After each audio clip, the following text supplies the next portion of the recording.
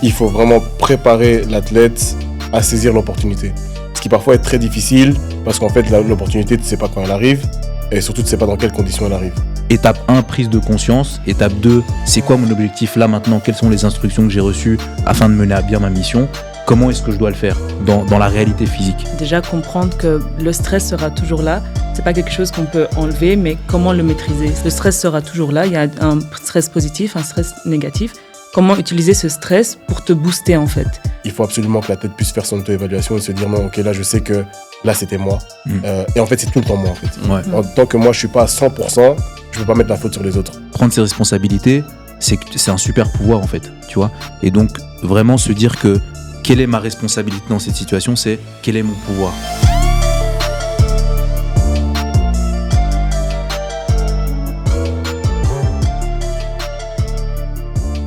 Bonjour, bonsoir tout le monde, bienvenue dans Au Mental, le podcast qui rentre dans la mentalité des grands champions. On se retrouve pour un épisode différent de ceux que vous avez pu connaître la saison précédente, parce que on va commencer à faire des épisodes entre nous. Et quand je dis entre nous, c'est avec l'équipe de coach de l'équipe Au Mental. Andy, Emiram et Joël, comment vous allez? Ça va? Très bien, merci. Tout se passe bien? Ouais. Ça va très bien, ça va très bien. Merci de demander.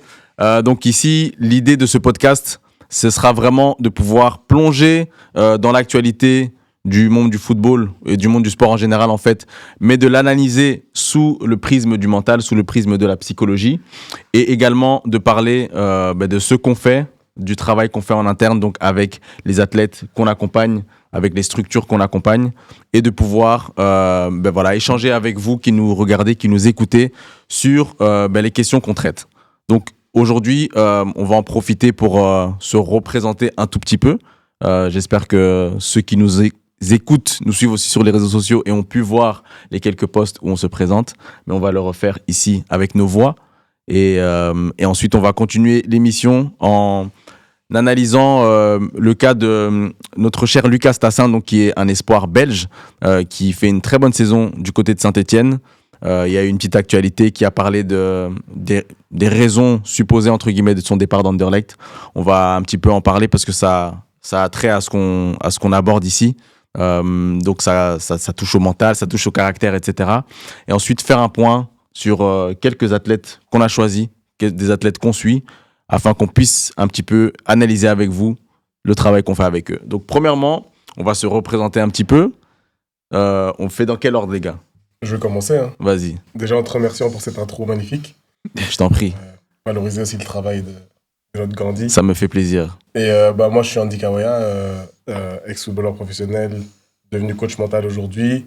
Et dans Au Mental, j'essaie d'apporter mon expérience du terrain, couplée à la psychologie aussi, et les sciences en psychologie, justement, pour apporter cette expertise scientifique avec tout le travail qui a déjà été fourni par nos prédécesseurs. Et voilà, c'est ce que je fais aujourd'hui. Et je suis dans le coaching mental avec Joël et Miram. Et on se débrouille pour amener nos athlètes au sommet et créer des champions à partir de méthodes qu'on a mises en place. Magnifique, magnifique. Joël et Miram, qui veut se lancer? On va faire comme ça. Ouais. Tu peux. Ouais.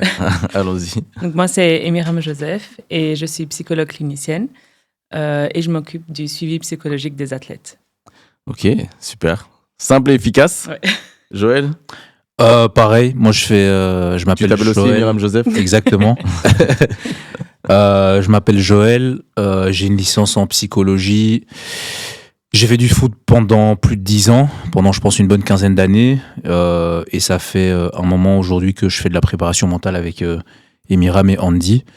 Et voilà, donc comme Andy l'a dit, on mélange vraiment la théorie et la pratique, puisque nous-mêmes on a été sur le terrain.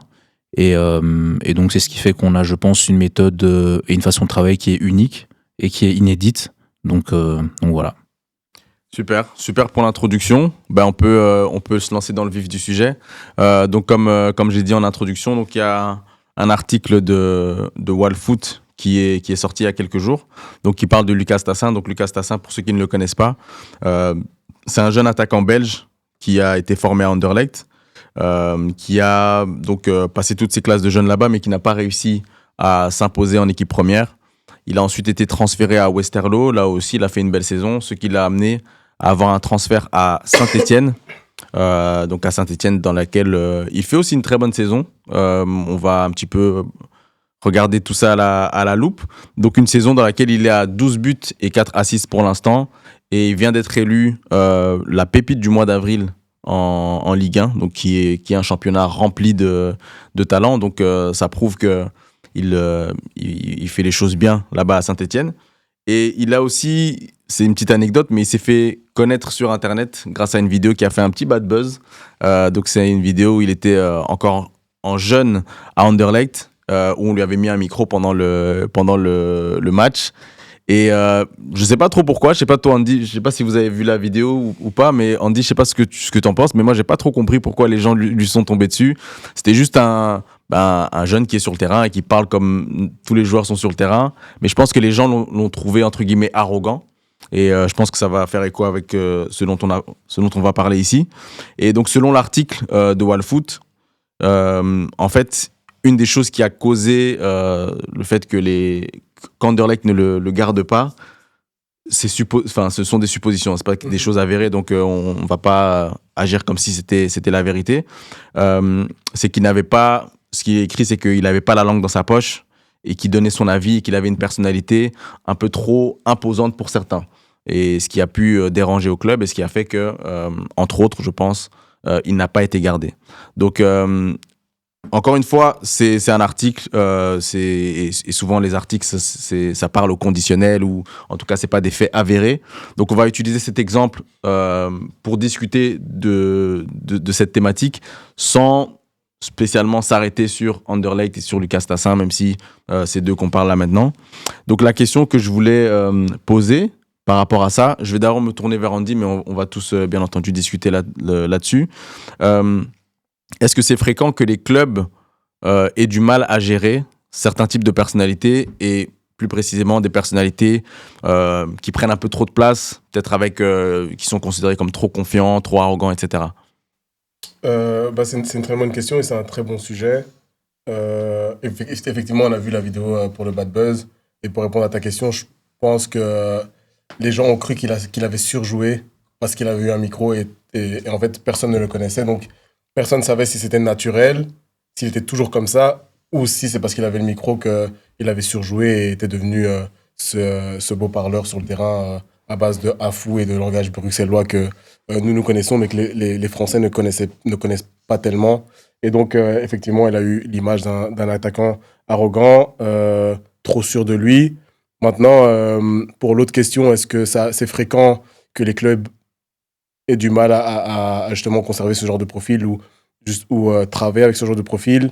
Oui, c'est fréquent parce qu'en fait, il y a encore dans le football, et c'est pas seulement dans le football belge, mais dans le football en général, une peur vis-à-vis de joueurs qui peuvent justement prendre trop de place dans le vestiaire. Pourquoi? Parce que ça fait aussi écho à des joueurs que moi je connais. Souvent, ces joueurs-là sont problématiques s'ils ne reçoivent pas leur chance. Donc, c'est soit ils sont dans le club, ils sont titulaires, soit on doit les mettre sur le côté et les faire partir du club parce qu'en fait, c'est des gens qui peuvent avoir une grosse influence directement dans le vestiaire parce qu'ils ont un leadership naturel, parce qu'ils ont une influence vis-à-vis de par rapport à leur personnalité qui est parfois très imposante, etc. Et donc, leur rôle est souvent associé à leur personnalité. Et donc, du coup, s'ils ne sont pas titulaires, il faut s'en débarrasser. En tout cas, c'est une des perceptions que certains clubs ont. Et pourquoi est-ce qu'ils ont du mal avec ce genre de profil? C'est peut-être aussi parce que on a du mal à les gérer et à les comprendre. Pourquoi je dis ça? Parce qu'en fait, un Lucas Tassin, pour moi, il y a d'autres dans son type. Il y a beaucoup de numéro 9 qui ont cette personnalité-là.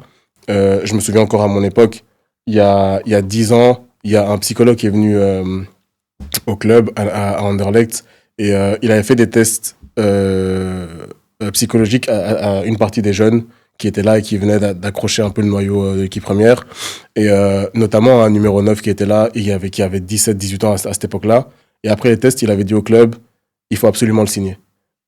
Pour la simple et bonne raison qu'en fait, sa personnalité faisait de lui un redoutable attaquant. Parce qu'il avait cette arrogance, un peu comme Lucas, un peu cette arrogance, cette confiance en lui, malgré les difficultés qu'il pouvait traverser, etc. Et quand on regarde un peu le profil de Lucas Tassin et même ses statistiques que tu as citées, il faut savoir qu'à Saint-Etienne, avant la trêve, donc en janvier, il n'avait que un but et 3 assists. Aujourd'hui, il a 12 buts, 4 assists. Donc, il a marqué 11 buts après la trêve dans un club qui était en difficulté, qu'il a remis en doute à sa signature directement parce que les supporters n'étaient pas très chauds d'avoir un joueur qui était à Westerlo, etc., dans un championnat qui allait être difficile pour eux, etc. Et il a quand même su avoir cette arrogance et cette confiance en lui pour justement renverser la tendance et garder cette confiance justement, et on le voit dans ses célébrations, dans sa manière de jouer, etc. Mais encore une fois, il y a des bons côtés et des mauvais côtés à ça. Donc les bons côtés sont que même dans la difficulté, il va s'en sortir et montrer une facette de sa personnalité qui va servir au groupe et à tirer les autres avec lui. Mais de l'autre côté, c'est vrai que c'est le genre de joueur qui peut ne pas accepter directement les remarques d'un entraîneur, ou qui va répondre, ou qui va tenter de comprendre pourquoi, ou alors avoir une manière de parler qui est peut-être un peu violente aux autres, etc. Ça fait partie du game, comme on dit. Et je pense qu'avec quelqu'un qui est préparé à ça et à gérer ce type de profil, il y aurait plus de moyens de conserver ce type de profil dans un club. Et c'est très important d'en avoir. Parce que comme on le voit à Saint-Etienne, un Lucas Tassin, c'est un joueur majeur, très important. La pépite d'avril dans le championnat français, comme tu dis. Et personne n'attendait à ce niveau-là. Donc voilà pourquoi, pour moi, c'est important. Et voilà aussi les raisons pour lesquelles très peu de clubs arrivent à conserver ce genre de joueurs et ont peur d'en avoir dans son effectif, quoi. Par rapport à... tu as donné l'exemple de ce psychologue qui a fortement conseillé à Anderlecht de signer un joueur sur base de sa personnalité, un attaquant plus précisément. Joël, toi, tu penses quoi de justement les types de personnalités qu'il faut avoir selon les postes? Et là, on parle par exemple d'attaquants. Et on en avait discuté avec Momo Soumaré quand on l'avait invité lors de notre podcast. Allez, si on parle de la société de manière générale, je pense que le fait d'être arrogant, le fait d'être trop confiant, etc., c'est un trait négatif. Mais là, pour un attaquant, du coup, c'est très différent, quoi. C'est très différent. En fait, moi, j'irais même plus loin pour compléter ce que disait Andy, c'est que au vu de sa personnalité, c'était même prévisible en fait qu'il performe aussi bien, parce que c'est quelqu'un de très arrogant, qui a une fierté.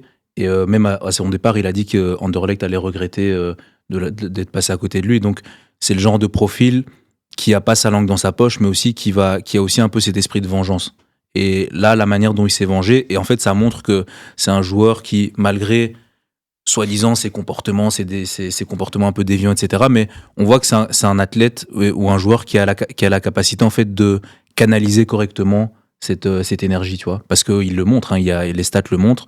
Donc en fait, ça montre doublement que Anderlecht a fait une erreur en ne le gardant pas, et c'est une erreur qui arrive. Il y a plein de clubs qui font cette erreur, mais en fait, la question qu'il faut se poser aujourd'hui, c'est quels sont les outils qui sont mis en place, parce que tu parlais tout à l'heure d'un psychologue qui a fait passer des tests psychologiques à certains sportifs, et je pense que c'est ça qu'il faut faire. C'est que je pense qu'on est dans une société où tout est hiérarchisé, surtout dans un club aussi. Le coach, c'est le coach qui a le dernier mot, etc.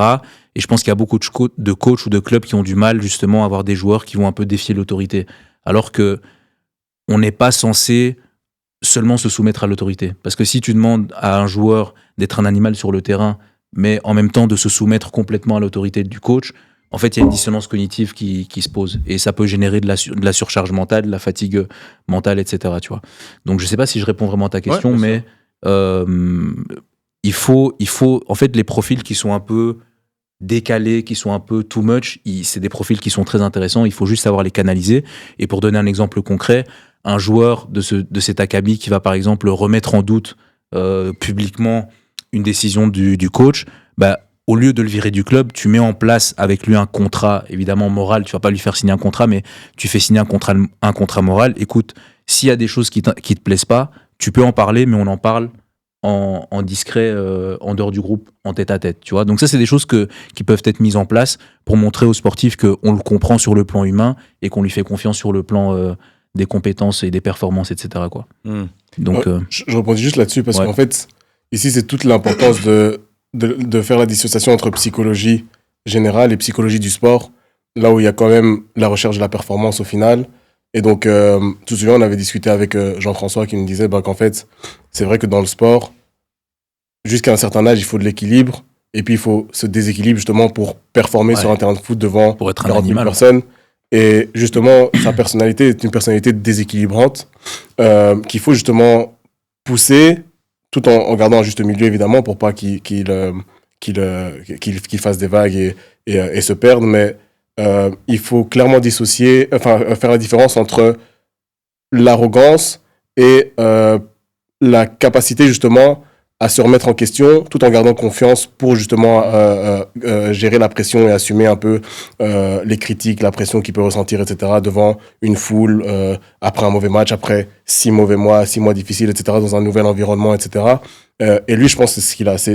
Il est pas vraiment arrogant parce que je connais un peu personnellement, mais donc peut-être ça va biaiser mon avis, mais quand tu connais personnellement, tu vois que c'est quelqu'un de très simple et qu'il est détaché, etc.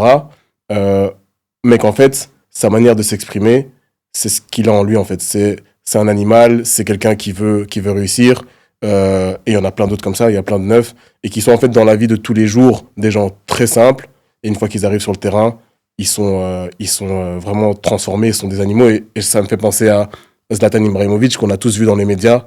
On a tous eu cette image d'un joueur très arrogant, sûr de lui, qui parle de lui comme un dieu, etc. Et quand tu entends ses coéquipiers parler de lui, ils disent tous, c'est vrai qu'il est comme ça, mais il nous mettait toujours en avant. Il était toujours là pour l'équipe, c'était un leader. Et en gros, on les connaît pas vraiment, en fait. On les connaît que sur le terrain. Mais justement, sur le terrain, quand tu es 22 personnes sur le terrain et qu'il faut, comme tu disais la dernière fois dans l'autre podcast, passer des adversaires pour aller mettre un but, il faut être déséquilibré, en fait. Parce qu'à chaque seconde, tu prends des décisions qui permettent justement d'atteindre ton objectif devant 40 000 personnes qui parfois te sifflent, t'insultent dès que tu fais une mauvaise passe. Et tu peux pas être équilibré pour gérer ce genre de pression. Donc, il faut trouver ce juste milieu-là dans les clubs et savoir les gérer, comme Joël a dit. Et c'est très important. Et c'est intéressant que tu parles de Zlatan, parce que je me rappelle que j'ai vu une vidéo de lui il y a pas longtemps où il parlait de la gestion de sa colère, où il disait qu'au début, il n'arrivait pas à gérer sa colère et donc sa colère jouait contre lui. Ensuite, il a réussi à la gérer et en faire un atout sur le terrain. Et ça me fait penser à ce que tu as dit. Tu as parlé de canaliser son côté arrogant, confiance en soi, etc. Et je me tourne vers toi, Myriam, parce que je sais que la dernière fois, tu parlais d'une athlète que vous suivez, et on en parlera sûrement tout à l'heure, mais tu parlais de son stress, et tu disais que son stress n'a pas disparu, mais que maintenant, elle arrive à le gérer et à mieux le maîtriser. Est-ce que tu peux nous parler un petit peu de cette différence entre essayer de faire disparaître un trait de caractère, parce que encore une fois, si on parle de la vie de tous les jours, on pourrait se dire que c'est pas bien d'être arrogant, c'est pas bien d'être trop confiant, etc. Donc faire disparaître ce trait de caractère, c'est quelque chose qu'on pourrait conseiller à quelqu'un, tout comme le stress, c'est pas bien d'être trop stressé, etc. Et donc la différence entre ça et canaliser ces choses pour que ça nous serve, en fait. Oui. Pour revenir sur cette athlète-là, c'est vrai qu'elle avait un problème de gestion d'émotions et aussi du stress. Et ce qu'on a fait avec elle, déjà comprendre que le stress sera toujours là. C'est pas quelque chose qu'on peut enlever, mais comment le maîtriser, c'est ce dont on parle. Donc, comment maîtriser ce stress-là?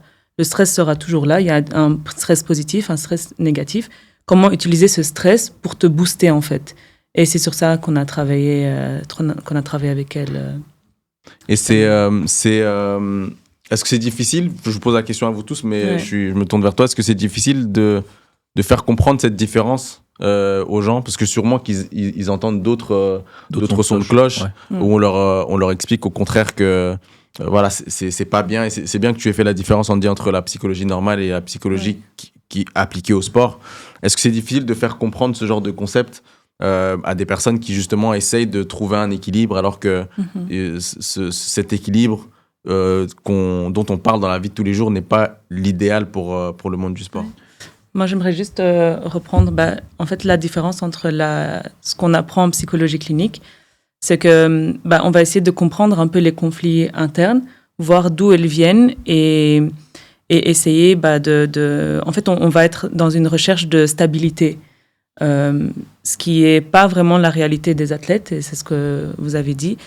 Ou plutôt, on va essayer de utiliser ce déséquilibre, le maîtriser, et essayer d'être dans une zone limite comment expliquer Une zone ça idéale. En Voilà, une zone idéale Ouais. où ils pourront maximiser leur performance. Ce qui est un peu différent du coup de la psychologie clinique où on va vraiment essayer de comprendre les conflits et essayer de réguler la souffrance s'il y en a. Donc, oui. Ouais. Et c'est vrai. Et en fait, je pense qu'il y a un athlète avec lequel j'ai parlé de ça il y a quelques semaines. Et en fait, je pense que le plus important, c'est d'une part d'accepter, parce que c'est aussi un fuel, le fait d'être stressé ou d'avoir un peu de colère ou de la frustration, c'est un fuel et ça dépend de la manière dont tu l'interprètes. Est-ce que tu vois ça comme un ennemi qui va être un obstacle pour toi, ou est-ce que tu vois le stress ou la colère ou la frustration, évidemment à condition que ça prenne pas le dessus sur tout le reste, tu vois, sur ton mental, mais est-ce que tu vois ça comme un allié ou comme un ennemi, tu vois? Et à partir du moment où tu te sers de ça vraiment comme un allié, parce que, par exemple, le stress, c'est un indicateur que tu accordes de l'importance à l'événement qui va se produire. Par exemple, si tu as une finale de compétition, le fait d'être absolument pas stressé, il y a peut-être un problème quelque part dans le sens où tu es détaché de l'enjeu, en fait. Donc le fait d'être stressé, c'est une bonne chose. Donc c'est aussi les athlètes qui ont du mal à gérer le stress ou à gérer la frustration, etc. C'est aussi leur faire comprendre que le fait, par exemple, d'être stressé avant un match ou avant une compétition, c'est une bonne chose parce que ça te rappelle que, ouais, en fait, il y a un enjeu qui est important, tu vois. Maintenant, je vais utiliser ce stress pour mobiliser toutes mes ressources lors de la compétition et faire une performance exceptionnelle. Donc c'est ça le travail, en fait, qu'on fait avec eux. Et tu as bien fait de faire la différence entre le commun des mortels, entre guillemets, et le fait d'utiliser ses émotions dans un but précis de performance. Donc c'est vraiment ça qu'il faut qu'on travaille avec les sportifs, quoi. Et ma question là, c'est comment est-ce que, enfin, je suppose que c'est du cas par cas, hein, enfin, parce que voilà, on fait des questions génériques sur des personnes qu'on ne suit pas spécialement, mais comment on fait pour trouver le bon dosage entre, là, on va prendre par exemple le côté confiance, le côté comment dire, colère, toutes ces choses-là. Comment on fait pour, donc, à la fois ne pas faire disparaître ces choses et à la fois aussi ne pas les laisser être trop libres et que ça joue contre la personne. Parce que ça a l'air très difficile de trouver le bon dosage entre du stress positif, l'utilisation positive de la colère et l'utilisation excessive de ces choses-là. Ouais.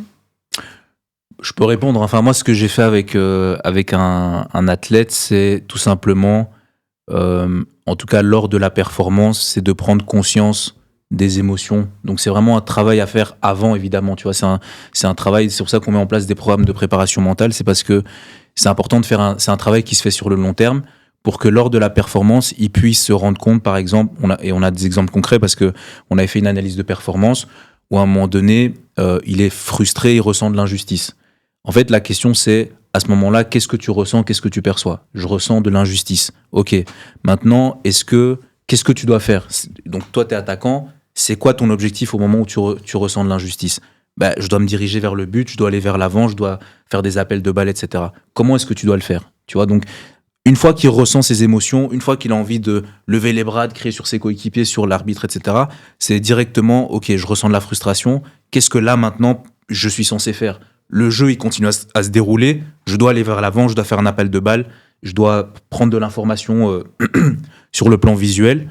Eh ben, je le fais, et en fait, toute cette frustration, je vais l'utiliser en fait pour déployer toute une énergie et aller vers l'objectif que je dois atteindre, tu vois. Donc ça, c'est ma manière de fonctionner. C'est ça qui est bien dans l'équipe, c'est que on a chacun notre manière de fonctionner, mais c'est vraiment étape 1, prise de conscience. Étape 2, c'est quoi mon objectif là maintenant? Quelles sont les instructions que j'ai reçues afin de mener à bien ma mission? Comment est-ce que je dois le faire dans la réalité physique, tu vois? Et donc, tu fais ce travail avec l'athlète pendant plusieurs semaines et tu te rends compte, d'ailleurs, il m'a envoyé un message hier ou avant-hier parce qu'il avait eu match ce week-end pour me dire qu'il avait utilisé cette méthode et que ça avait bien fonctionné, tu vois. Donc, Et d'où l'importance aussi de l'auto-évaluation. Exact. Par après, donc, après les matchs ou les entraînements, on demande souvent à l'athlète, donc voilà, sur 10, comment tu t'es senti ou comment tu as joué. Et on voit avec eux donc, ce qui n'a pas été ou ce qui a été aussi. Et essayer d'être le plus objectif possible avec eux. Ouais, et pour compléter un petit peu, je reviens sur ce que Joël disait par rapport au stress et le fait de parler, de connaître ses objectifs. Ici, ce qu'on fait beaucoup, c'est aussi prouver que c'est réel. via les expériences de l'athlète. Donc en fait, nous, ce qu'on fait quand on accompagne un athlète, peu importe le type d'accompagnement, on parle d'abord pendant plusieurs heures pour comprendre en fait toutes les expériences qu'il a pu vivre qui ont mené jusqu'à notre porte en fait. Et souvent, 90% du temps, il donne des indications sur sa vie. Et une des questions qu'on pose souvent, c'est, en tout cas, que j'ai souvent posé, notamment à des jeunes, et c'est, même s'ils ont que 10 ans, c'est est-ce que tu as déjà vécu un événement très difficile dans ta carrière, que ce soit une blessure ou alors un moment où il était tétanisé pendant un match, etc., à cause du stress, etc. Et souvent, c'est oui. Et donc, c'est qu'est-ce que tu as fait à ce moment-là? Je suis quand même monté sur le terrain. Pourquoi? Parce qu'il y avait ça. Et tu as fait comment pour gérer? J'ai géré mon stress de cette manière-là, etc. Et donc, ce qu'on fait ici, c'est de prouver que le stress qu'il avait à ce moment-là a été utile pour qu'il reste concentré, qui se rappelle des enjeux comme le disait Joël, qu'il ait envie justement d'être motivé à surpasser en fait cet obstacle. Et quand il a cette preuve et qu'il a pris conscience de ça, c'est beaucoup plus facile pour lui faire comprendre qu'en fait, tu vois, le stress, ça sert pas seulement à tétaniser, ça sert aussi à l'utiliser pour justement te dépasser. Et à partir de là, le travail se fait tout seul et on essaye justement de faire en sorte que l'athlète puisse guider la séance lui-même. C'est ce qu'on fait surtout avec les enfants. C'est beaucoup plus facile de leur faire intégrer des concepts quand ils sont sortis de leur bouche parce qu'ils ont compris et parce qu'ils ont intégré justement le concept. Je vais donner un autre exemple. Et si on parle d'autre chose que du stress, par exemple, si il y a quand on fait des séances avec des petits de 10 ans, de 11 ans, 12 ans, la plupart du temps, on leur dit, tiens, t'as fait des erreurs, etc., ou t'as eu des difficultés, à quoi ça sert?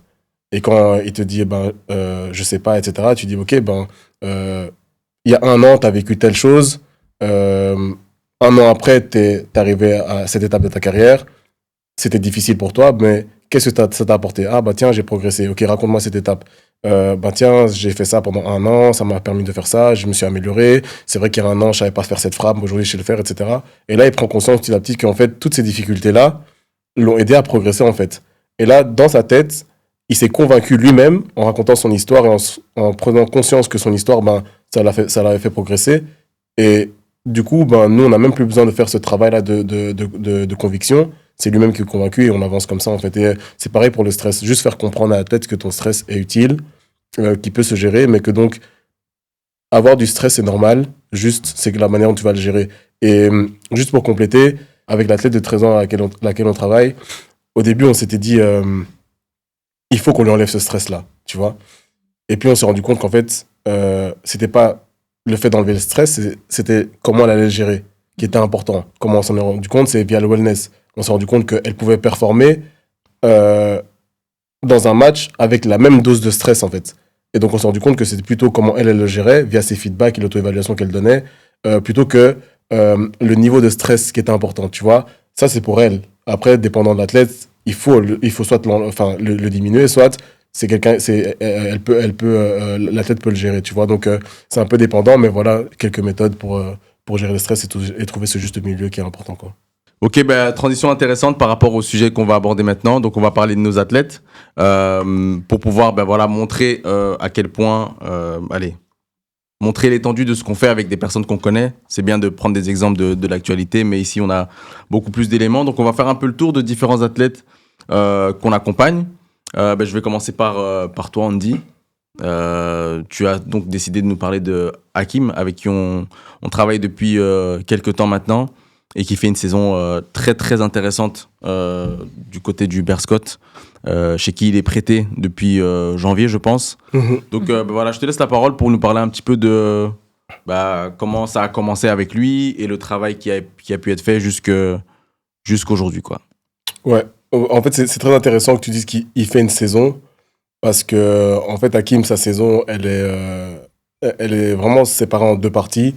La première partie où il était un peu au placard au Standard, donc c'est-à-dire en U23 où il jouait avec le U23, mais il était plus dans le noyau, en tout cas plus dans les plans de l'entraîneur du Standard.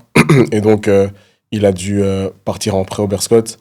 Et en fait, ce qui est très intéressant ici, c'est que dans ce type de schéma, il faut vraiment préparer l'athlète à saisir l'opportunité.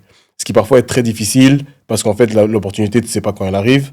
Et surtout, tu ne sais pas dans quelles conditions elle arrive. Je dis ça parce qu'en fait, quand tu regardes la différence entre les deux clubs, bah, tu as un club qui a des moyens et qui a des infrastructures d'un club de Division 1 qui est là depuis longtemps, et tu as un autre club qui vient de remonter en Division 1 et qui, donc, du coup, n'a pas les moyens que le Standard pouvait mettre.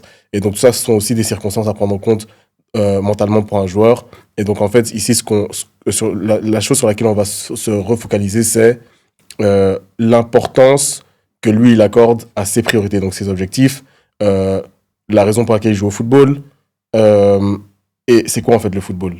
Lui, il est qui, en fait, dans la difficulté. C'est ça, en fait. Et ici, on a beaucoup travaillé, en fait, cette identité, cette carte de visite que lui, il allait laisser dans le club, là où il allait aller. Et je peux même le dire aujourd'hui, avant de signer Oberscott, il me contacte et on en discute et il me dit « Ouais, mais il y a beaucoup de gens qui me disent de ne pas aller là-bas parce que si je ne joue pas, qu'est-ce qui va se passer, etc. » En fait, ici, l'important, c'est même pas ça. C'est d'être préparé à recevoir l'opportunité, peu importe là où tu vas aller. Donc, en fait, c'est prendre en compte toutes les circonstances qui pourraient arriver et les éliminer, en fait. Et on parle souvent ici avec nos athlètes des deux tableaux, donc ce qu'on peut contrôler et ce qu'on peut pas contrôler, tu vois. Et ça, c'est quelque chose qu'on a beaucoup travaillé avec lui. Donc, par exemple, la prise de responsabilité. Quand il y a une mauvaise performance, c'est vrai que c'est un sport d'équipe, et donc vous jouez à 11, et donc il y a 10 autres joueurs qui sont parfois pas performants, et tu pourrais rejeter la faute sur eux. Non, toi, tu veux être le meilleur joueur de cette équipe, donc la faute, elle est d'abord sur toi si vous perdez. Quelque chose qu'on a beaucoup travaillé avec lui, dont il a pris conscience aussi, qu'en fait, il pouvait être maître un peu de ses performances et de ce que lui fait sur le terrain, indépendamment de l'environnement, des infrastructures, de l'argent qu'il va gagner, etc. Pourquoi ? Parce qu'en fait, et ça c'est quelque chose qu'on répète beaucoup et que je lui répétais beaucoup, c'est quand tu as commencé le football à 5 ans, tu jouais peut-être sur du béton, tu n'avais pas de kiné, tu n'avais pas d'infrastructure, mais en fait, ce qui t'intéressait, c'était le ballon. Et donc, quand je lui ai demandé, on a fait la dernière séance qu'on avait faite, je lui ai demandé, mais en fait, qu'est-ce que toi, tu as appris dans ce football et dans cette période qui a été difficile pour toi, justement, pendant 6 mois. Et sa réponse m'a un peu étonné et agréablement surpris, c'est qu'il m'a dit, j'ai appris que dans le football, ça peut aller très vite en haut comme en bas.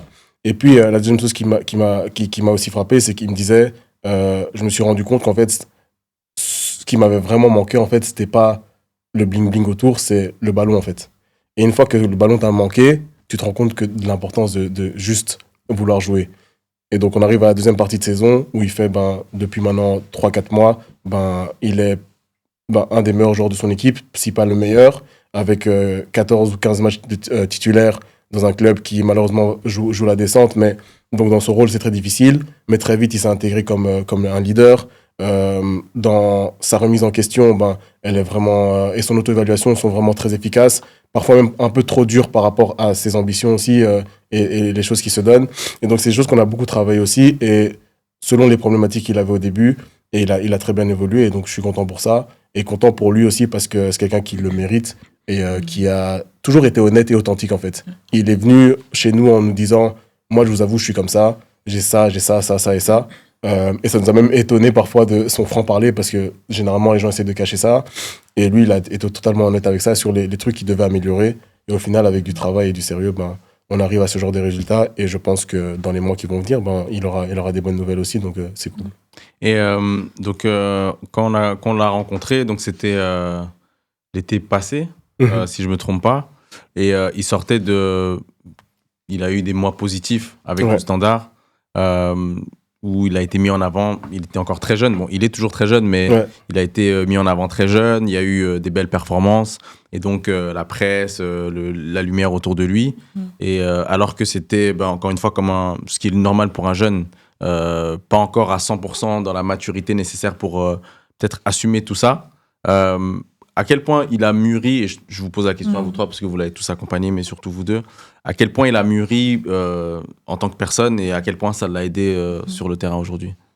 C'est vrai qu'au tout début, quand on a vu Hakim, c'était déjà, il est très jeune et on a vu qu'il avait beaucoup de difficultés. Donc, c'était une saison assez compliquée pour lui. Et on a beaucoup travaillé son identité aussi, qu'il est vraiment dans la difficulté. Et du coup, c'est tout l'aspect donc de la zone de confort. On a travaillé sur comment sortir de cette zone de confort. Et cette saison-ci, Oberscott, on a vu un Hakim complètement différent. On a vu qu'il a pris en maturité aussi. Et il a réussi à garder une régularité tout au long de la saison. Et il s'est donné à fond du début jusqu'à la fin. Donc vraiment... Ouais, et il le dit, hein, en fait, la saison dernière, au Standard, il n'a pas joué les 3 derniers matchs. Et il s'est rendu compte que ça lui avait porté préjudice parce qu'il s'était relâché. Et donc, il a appris de cette erreur-là. Pas vraiment une erreur, mais de ce passage-là où les 4 dernières semaines, comme il n'y avait plus d'enjeu, il s'est relâché. Et là, aujourd'hui, il n'y a plus d'enjeu parce qu'ils savent qu'ils vont descendre. Mais il sort quand même des prestations qui sortent quand même des prestations qui sont très importantes. Et ça, c'est acquis. Maintenant, ici, nous, ce qu'on a travaillé pour clôturer un peu sur lui, absolument, ce qu'il fallait travailler, c'était sa perception de la difficulté. À quoi elle sert? En fait, ici, lui, Hakim, dans sa carrière et dans la carrière de n'importe quel joueur, affronter des difficultés à cet âge-là, c'est peut-être la meilleure chose pour un athlète s'il arrive à les surmonter. Parce qu'en fait, c'est ça l'identité. C'est comment tu réagis justement à ces difficultés-là. Qui tu deviens quand les gens te remettent en doute, quand on te critique, quand on te donne une étiquette d'un garçon qui est fainéant, etc., etc. Comment tu réagis à ça? Et c'est là-dessus que tu vas te baser et donner justement la carte de visite. Vous avez douté de moi, parfois à juste titre, mais je vous montre qu'en fait, c'était juste un gamin qui devient un homme parce qu'en fait, dans le football et dans le sport en général, à 19 ans, tu dois comprendre ce que d'autres comprennent à 20 ans, 27, 30 ans. Et ça, c'est la réalité du football. Et lui, il l'a comprise. Et ça nous amène à un Hakim qui est transformé et qui aujourd'hui est prêt justement pour le haut niveau. Yes. Et fantastique. On le félicite parce que il fait une deuxième partie de saison vraiment très très intéressante avec le Berscott. Et d'ailleurs, il avait été élu joueur de la semaine dans le championnat belge. Donc, comme tu dis, dans un contexte difficile, dans un club qui joue la descente. Donc, c'est très intéressant. Grosse perf. Et donc, on peut passer à un autre athlète. Donc, on va garder la confidentialité pour les personnes qu'on suit qui sont mineurs. Donc, ici, on ne dira pas de nom, mais... Joël, tu voulais nous parler d'un jeune athlète que tu suis aussi. C'est un jeune qui joue, qui a 16 ans, qui joue meneur de jeu, je pense qu'il joue milieu offensif. C'est un cas très intéressant parce que quand on a commencé à travailler avec lui, sportivement, c'est un très bon joueur. Donc, c'est un très très bon joueur. Il est gaucher, il a une très bonne conservation du ballon, très bonne frappe, passe décisive. Enfin, il est vraiment très complet. Donc, si tu le vois sur un terrain, tu pourrais te dire, il n'a pas vraiment besoin de coaching mental, tu vois, le tout venant pourrait se dire ça, mais son papa qui fait un travail fantastique s'est dit, il a eu, je pense, pendant 2 saisons, il a été blessé, et donc il a recommencé la saison. Son papa qui fait un très très bon travail avec lui s'est dit, il a besoin de coaching mental parce que il est très bon, mais il y a des points qu'il peut améliorer. Et effectivement, encore une fois, très bon joueur, mais c'est vrai que quand on a commencé à travailler avec lui, il y avait plusieurs points qui nous avaient interpellés dès la première séance.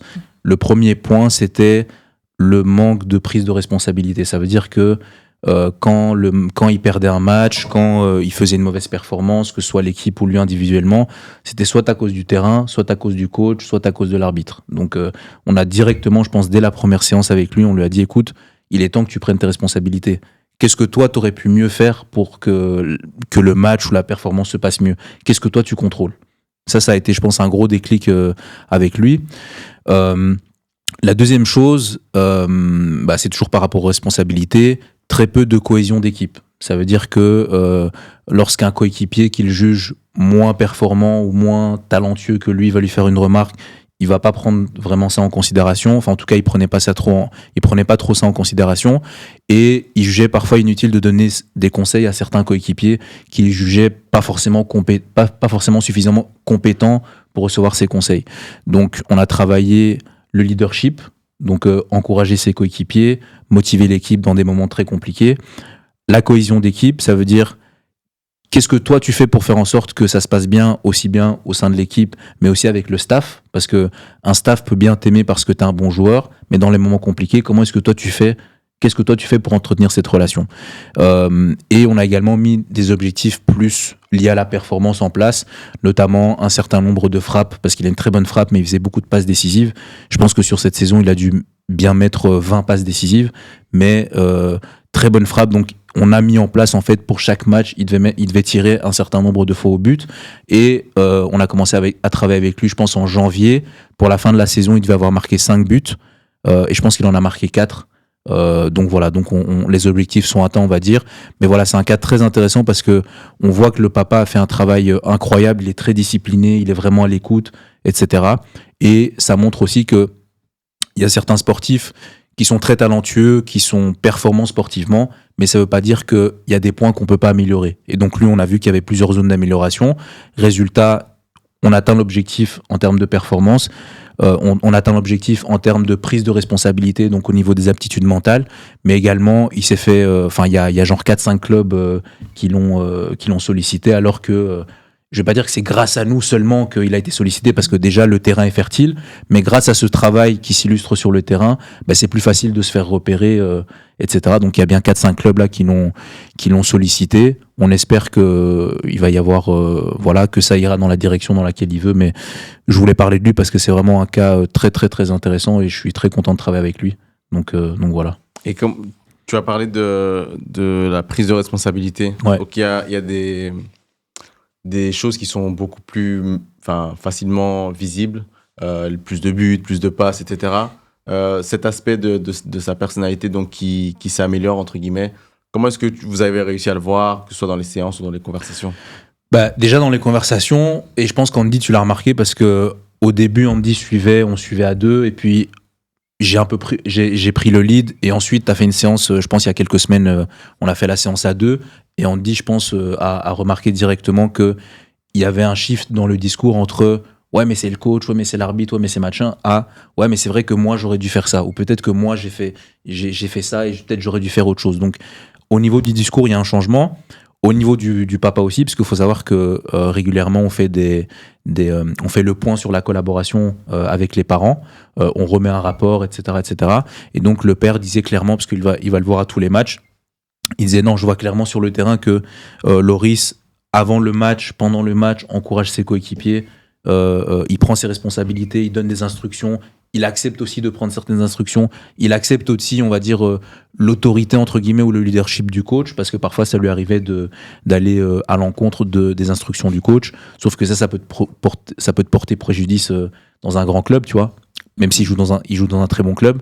Mais voilà, donc ça se voit de manière très visible, et ça se voit aussi dans le sens où, il m'a donné un exemple concret, il m'a dit on perdait un match ou je sais plus quoi, et j'ai encouragé le joueur qui joue sur le flanc à côté de moi, et ça l'a reboosté, il a pris le flanc, il a mis le but de l'égalisation, tu vois. Donc il y a des résultats visibles, c'est des dimensions qu'on peut pas voir, qu'on peut pas quantifier, mais qu'on voit dans le comportement d'un athlète, et aussi dans sa manière de décrire en fait sa réalité, quoi. Et je vous pose la question à vous tous, à quel point c'est important, et pourquoi entre guillemets c'est important, ce côté prise de responsabilité, ce côté c'est pas toujours la faute du coach, c'est pas toujours la faute du terrain ou la faute de l'arbitre, mais prendre ses responsabilités sur la manière dont se déroulent les choses. Pourquoi c'est important, entre guillemets? Parce qu'en fait, si tu l'images un peu, quand tu es sur ta route vers ton objectif, tu as les circonstances, tu as les obstacles, tu as les autres, tu as les critiques, tu as les réseaux sociaux, tu as tout en fait, qui peut te détourner de ton objectif.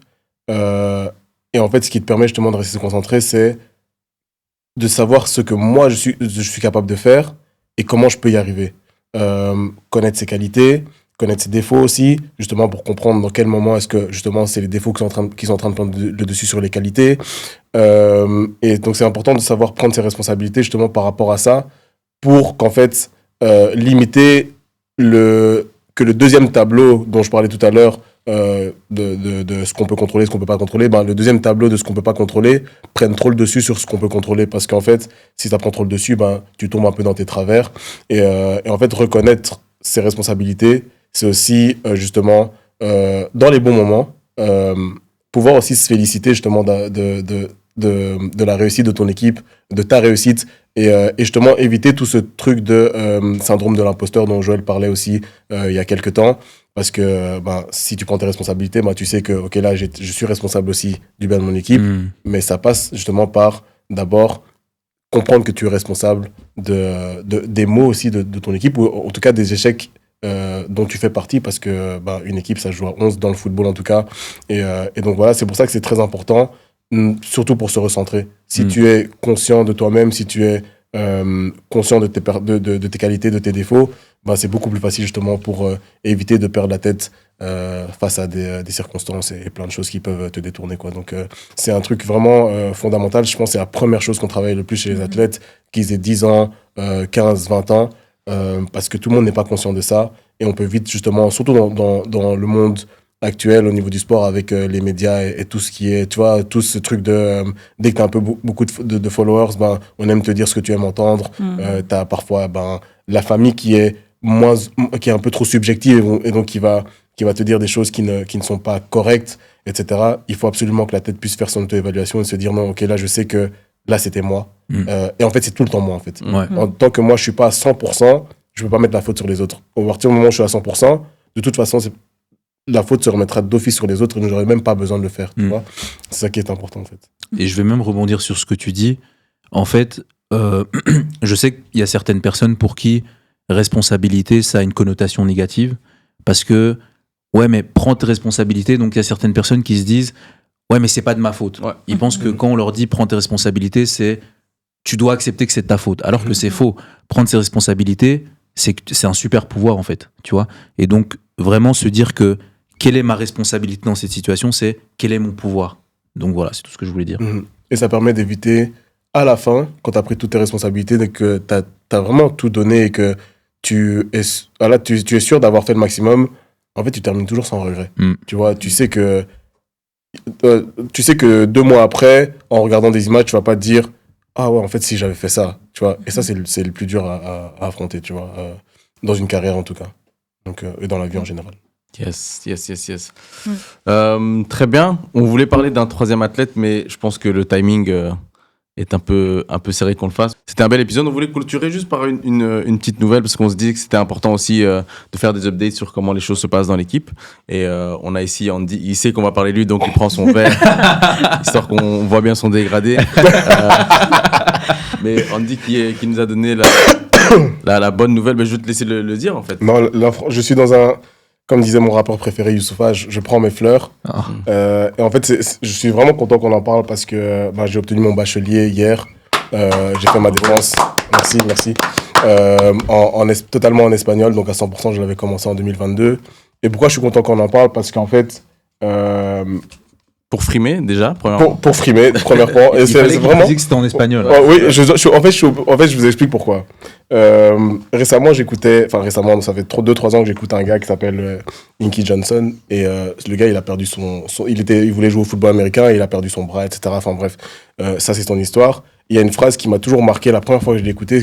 Il disait, je vais la traduire en français, est-ce que tu respecteras ta parole? Est-ce que tu respecteras ce que tu disais que tu ferais, même quand les circonstances dans lesquelles tu l'as dit n'existeront plus? Et ça m'a beaucoup marqué parce qu'en fait, je me souviens que moi, je me suis toujours défini comme quelqu'un de déterminé dans ma vie, mais je me suis jamais défini comme quelqu'un de déterminé seulement dans le football. Ça a toujours été dans tout ce que je faisais, etc. Et quand j'ai commencé mes études en 2022, j'avais encore un seul enfant, je jouais encore au foot, tout allait bien. Tout allait bien, je commençais déjà à avoir quelques blessures au dos, mais je pouvais encore continuer, etc. Et quand ça s'est terminé, j'aurais pu me dire, en fait, j'arrête. De toute façon, j'ai des excuses, mon dos, etc. Mais je me suis toujours rappelé cette phrase qui disait justement ce que le gars disait, et je devais respecter ma parole. Parce qu'en fait, quand j'avais dit que je voulais terminer mes études et que je voulais commencer et que j'étais déterminé dans tout ce que je faisais, je disais pas dans le cas où tout irait bien pour moi. Je disais, peu importe les circonstances, je vais y arriver, je vais terminer. C'est très important pour moi parce que j'ai des enfants, j'ai une femme qui me suit, j'ai une famille aussi qui compte sur moi, etc. Pas au niveau financier, mais juste dans l'exemple que je peux montrer, soit à mes petits frères, à mes petites sœurs, etc. Et c'est pour ça que je suis content qu'on en parle aujourd'hui parce que cette phrase m'a fait tenir jusqu'ici et m'a poussé justement à me dépasser, même quand c'était difficile. Et je suis vraiment content de l'avoir fait. Et c'est pas fini parce que justement, maintenant, je vise un master, si pas un double, mais ça on verra encore par la suite. Et voilà, pour un peu pour marquer l'histoire parce que c'est toujours ce que j'ai voulu faire, peu importe le domaine. Ça n'a pas pu être dans le football et Dieu m'a donné la possibilité de pouvoir le faire autrement. Donc voilà. Magnifique, bravo. Magnifique. Merci. On t'applaudit à nouveau. Merci. À nouveau. Et on ajoutera des applaudissements au montage. On verra à quel point on est content, mais c'est une super nouvelle et ça prouve encore, comme vous le dites souvent aux athlètes, qui sont plus que des joueurs de foot, des joueurs de basket, etc. Parce que tu as commencé tes études justement pendant ta carrière, même si c'était à la fin de ta carrière, mais c'était pendant ta carrière et ça te permet aujourd'hui de faire autre chose que de juste te définir comme un ancien joueur de foot. Ouais. C'était vraiment dans ce but-là, en fait. Ouais. L'identité, en fait, qu'on essaye de délier au monde du sport. Surtout pour les footballeurs, comme on l'a déjà dit 1000 fois. Et vraiment, c'est ça, en fait. L'identité, moi, je suis convaincu qu'elle se crée dans les difficultés. Et je pense qu'ici, tous autour de la table, bien sûr. On n'a jamais pu grandir autant que quand on était en difficulté. Et c'est vraiment de ça que je me suis servi dans la difficulté pour me dépasser et pouvoir en fait inspirer, laisser un vrai héritage. Tu vois, celui de si mon fils il me demande mais t'as pas réussi dans le foot mais t'as fait quoi après, je me suis juste relevé en fait, c'est tout.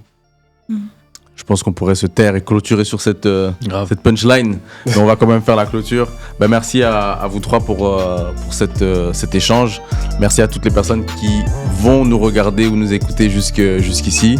Restez branchés parce qu'on va continuer à faire ce genre d'épisode. On va vraiment dans la profondeur de ce qu'on fait et surtout l'analyse aussi de ce qui peut se passer dans le monde du sport, mais qui n'est pas spécialement analysé de la manière dont on le fait, en toute humilité bien entendu. Restez connectés et on va continuer à construire des champions tous ensemble. Yes, au mental. Yes, let's go. Ciao, ciao. Ciao, ciao.